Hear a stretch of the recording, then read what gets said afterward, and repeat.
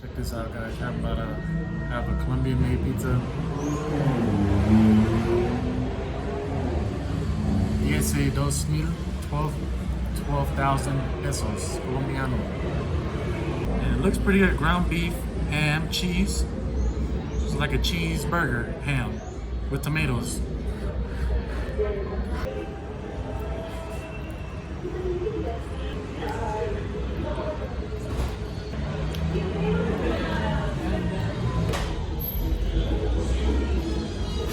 So today I want to talk about coming to Colombia as an American or an foreigner, extranjero, as they would say, foreigner tourists. This is as of August, mid-August, August 20 something, I believe, when I came. So this applies to how to get here.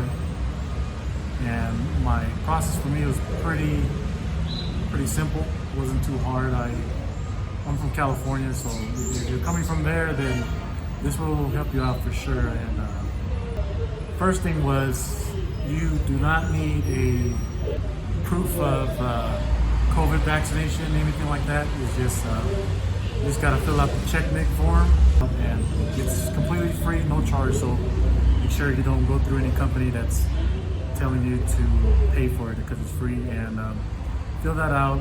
There was one issue I had filling it. I did fill it out and everything went fine. But with traveling to Colombia, I want to talk about a couple things that I learned, and probably this will help you guys as well if you guys come out here for the first time. But after you get to the airport, whether it be so specifically in Medellin, the airport is kind of a long way from the city, so you have to take a taxi, or I'm not sure about a public bus. It's probably cheaper, but the average cost you will spend to get from the airport to the city is about 70,000 pesos colombianos and up. You know, I paid 70,000 coming to the city, and I think going back to the airport is going to cost about 80,000. So 80,000 pesos colombianos, 80,000, and you might pay more depending on the peak time. You know, if it's obviously if there's a demand is high, then costs might go up. So keep that in mind. And with the testing, because you do, as of the moment, you have to show proof, negative proof of testing, you know, COVID testing. The main two is antigen and PCR, and there's three other, I believe, but the cheapest one is antigen testing. Only paid 140,000 pesos colombianos, about 30-40 bucks. So that's very important. You could take that, I believe, 3 days before your departing flight. So if your flight's on Monday, or if your flight's on Wednesday, the earliest you can take it is on Monday or Sunday. So keep that in mind, guys. Make sure it's a negative testing. Okay, so antigen tests that's the nose swab. They stick like something up your nose, and it feels a little weird, but it's very cheap. It's only 140,000, so that's a good deal.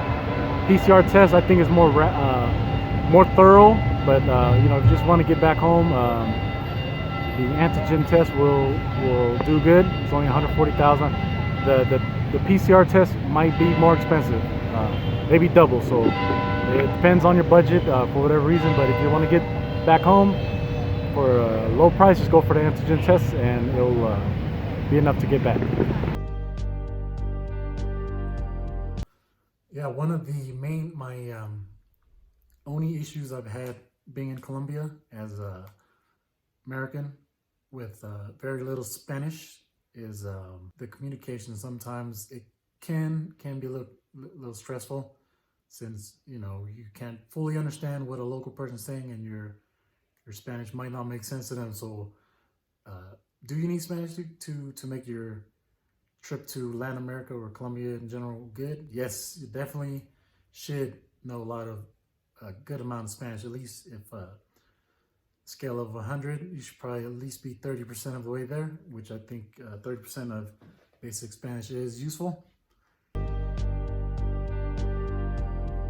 Yeah, my first impressions of Colombia is very, very positive. You know, like a lot of people say that the Colombians are friendly, and for the most part, yes, they're good to go. You know, everyone's helpful, and they will help you out. You just ask them some questions, and you know, just don't try not to get around too much people, get close to people walking on the streets next to motorcycle people, because from what I heard from locals was some of the guys, that's on motorcycles, they know which ones are the ones that would drive by you and try to rob and take stuff from you and hurt you. So you gotta be mindful of that. Don't stand too much to the side of the street where cars are passing by, because they could easily just snatch it and take off, and that's sayonara to your belongings.